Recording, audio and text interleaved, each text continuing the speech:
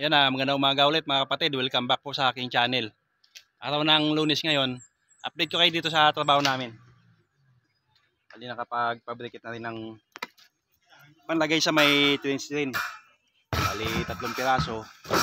Ngayon na rin schedule ng paglalaso nitong lupa. Kapag natapos lason yung lupa, makapaglatag na rin kami ng polyethylene.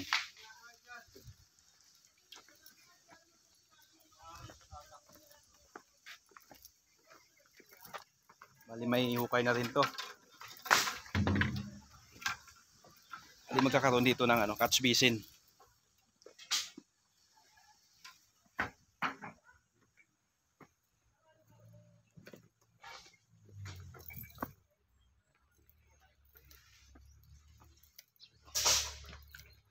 Bali dalawang catch basin malalagay dito.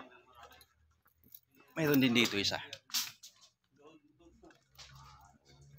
Pinapalinis ko na itong area na to. Pagdating ng naglalason, wala nang sagabal. Bali pinutol na rin mga bakal ditong sobra sa may cistern tank. Bali continuous na naman yung bakal dito sa may slab na to. Hanggang dyan sa mga tangke na yan.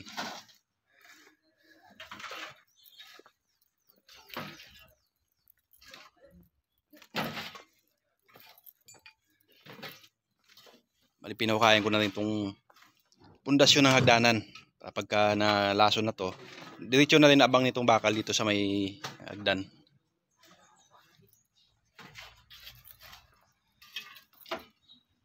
Bali isang layer muna pinalagay kong bakal dito sa may retaining wall.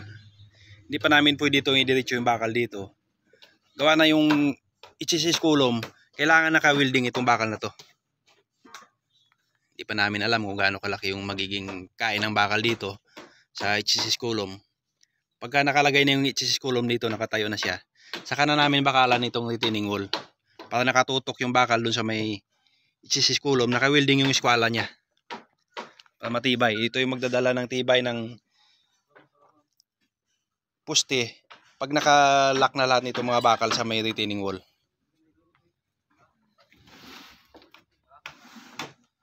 Sana ngayong linggo dumating na yung bakal namin para continuous na. Tuloy-tuloy na tong pag-irik ng kulom.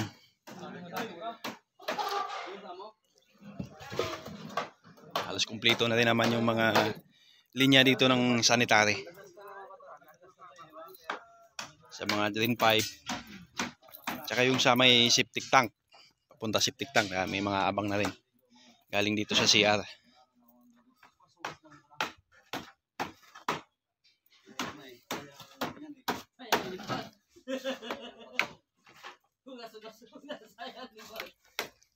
Pag maaga matapos ng treatment nito mamaya, pag dumating sila maaga, pag natapos nila lason, diretso na rin kami lagay ng polyethylene dito. Para makapag-gravel bed na rin kami. Diretso na rin bakal para next week pwede na kami magpa-schedule ng buhos.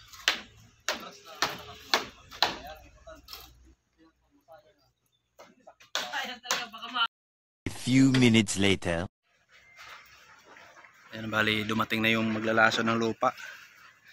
Bali 1/2 na pipe yung gagamitin dito. Meron siya mga butas. Ito. Saka babalutin itong tila na puti. Ang purpose nitong tila na puti mga kapatid, para di papasukin ng lupa yung mga butas na to. Saka ilalatag dito paikot.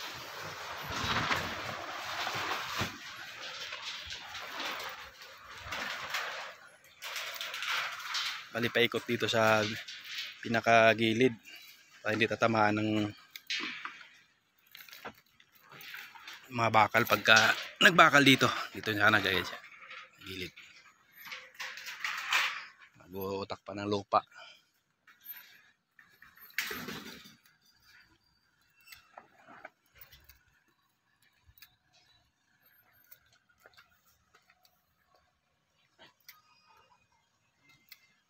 Medyo mahaba din yung tubong gagamitin dito.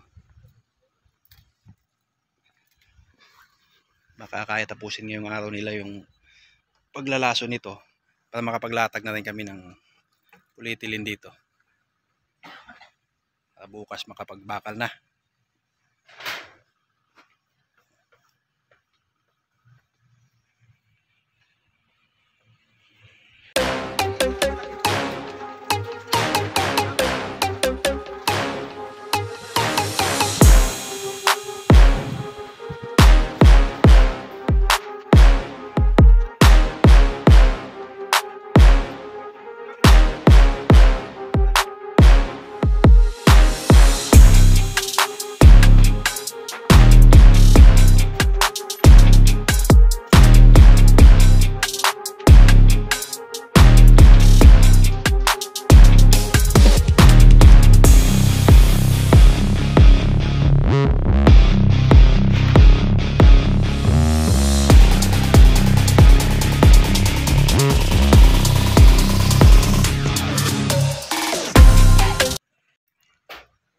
Bali tapos na nila abang ng mga piping. Kakaroon siya ng elbow dito mga kapatid.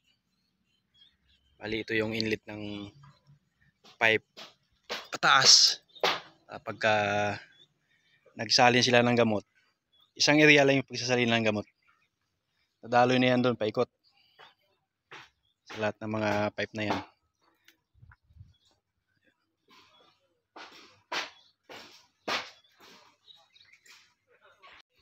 Bali mamayang hapon makapagbuga na sila after lunch. Makapaglatag na rin kami ng polyethylene. Makapag gravel bed na rin kami. Saglit lang naman bugahan to. Siguro mga 30 minutes tapos to.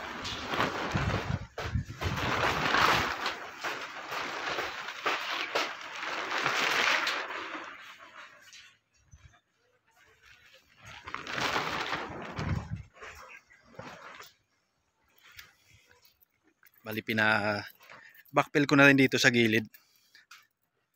Wala pa naman ginagawa yung mga tao. Pinapatuloy-tuloy kong backfill dito sa gilid. Para hindi na mahirap dito pagka na backfillan na itong gilid. Pag nagporma ng retaining wall, halos ano na dyan, patag na yung likod na yan.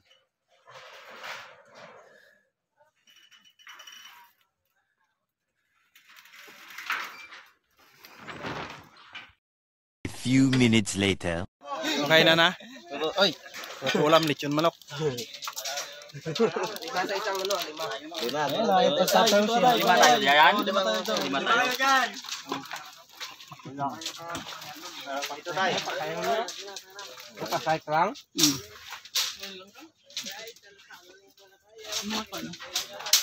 Ano isa? Digol. Nagol, nagol dito. Diga pa to. Yun o, chokes to go.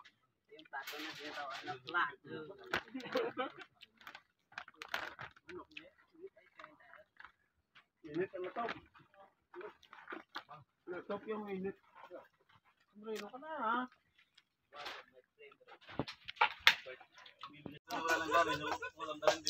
Ulam na sa akin.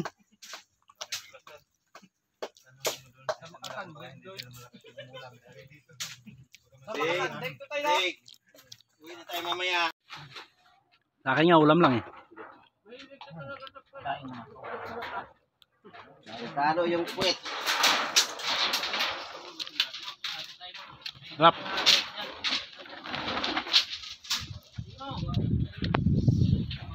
Yan na, simula na sila lason.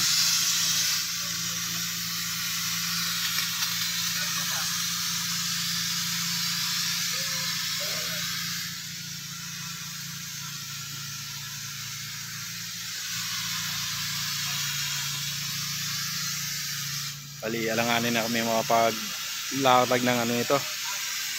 Polyethylene sheet. Bali, hapon na sila dumating. Baka bukas umaga na kami makapaglatag.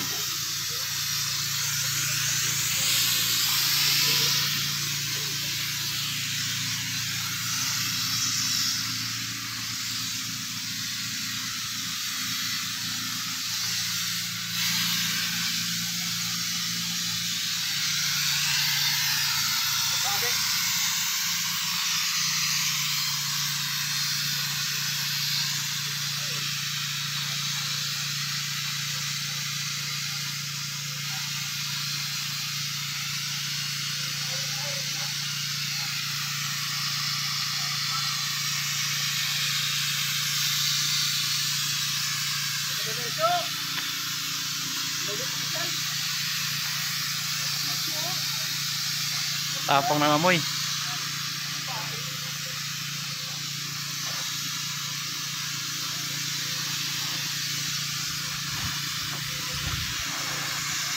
Bali, pangalawang lason na to. Nung bago kami magbuhos ng pundasyon, nakapaglason na. Bali, pangalawa na to. Kasabay na yung abang ng mga pipe.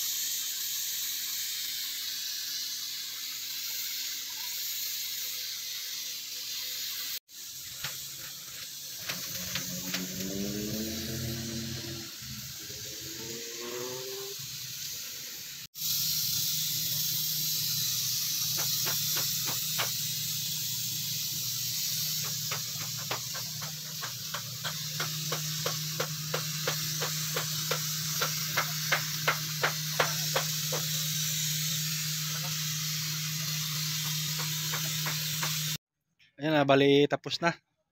Yung paglalason tapos na. Hindi na kami maglatag ng polyethylene sheet dito.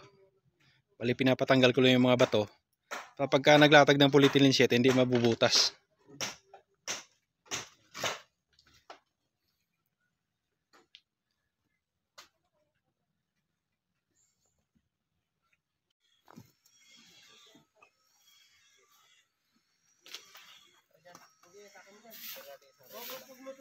Huwag mo masyadong hilahin. May isang P yung overlap niya.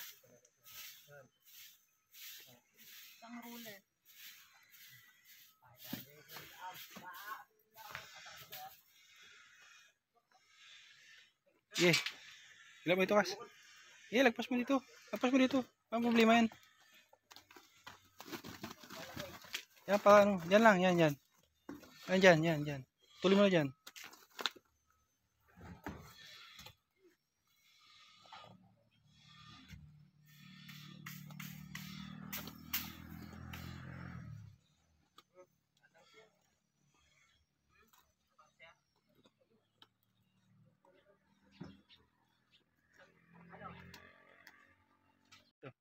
Malaki masyado. Kulang pa sa ila. Yan, pwede na yan. Dito.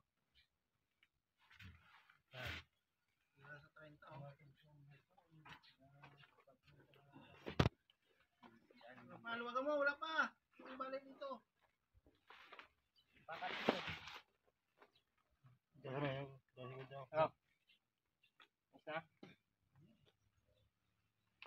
Isa? Yun na, bali maano na. Tatapos ng paglalagay ng polyethylene sheet. Bali naka-overlap siya mga kapatid ng 30 cm, 12 inches. Naka-overlap siya. Para nakasigurado na walang moist na papasok. Walang lalabas dito sa pinaka-flooring. Ang purpose nito mga kapatid ng polyethylene sheet, maiwasan yung magbumoist. Angat yung moist niya. Mapapansin nyo yung mga flooring na smooth finish, magtataka ka ba't basa yung ibabaw, lalo na pag naglagay ka ng linoleum.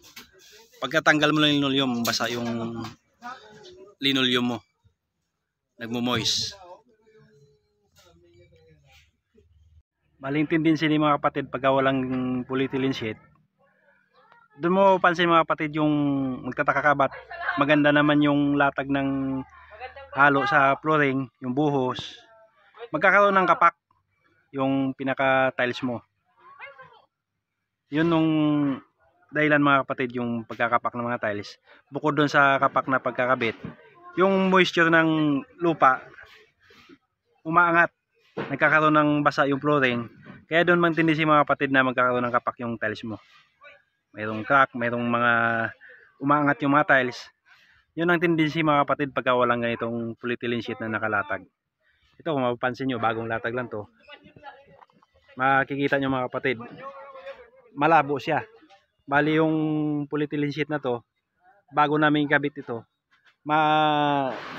malinaw ito. Nung nailatag na, lumabas na yung moist niya, umangat na. mapapansin nyo, itong area na to, malinaw siya. Pagdating dito, malabo siya. Gawa na yung pinaka-moist niya, umangat na. Yan ang tendency na magmo-moist yung flooring nyo pagka walang polyethylene sheet. Kaya bago kayo maglata palatag, kung may budget naman, huwag nyong tipidin, lalo na mga ito, slab on fill. Obligado tayo maglagay nito mga kapatid ng polyethylene sheet. Yun yung purpose nitong polyethylene sheet mga kapatid. Sana may natutunan kayo sa video na to para may idea kayo sa mga papagawa nyong mga bahay.